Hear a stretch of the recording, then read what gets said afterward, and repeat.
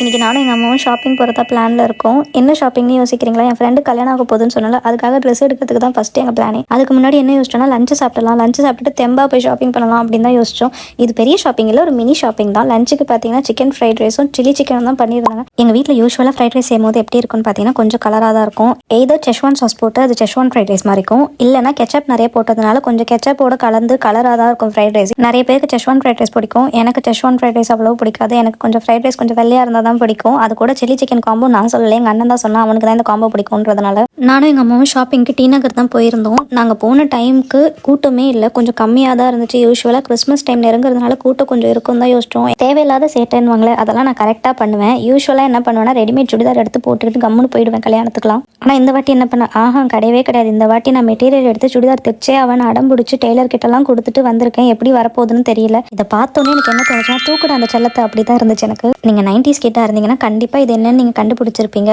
ஏன்னா எல்லார் வீட்லேயும் உங்கள் அம்மா கண்டிப்பாக இந்த பொட்டை உங்களுக்கு இல்லை உங்கள் அண்ணனுக்கு வச்சு விட்ருப்பாங்க.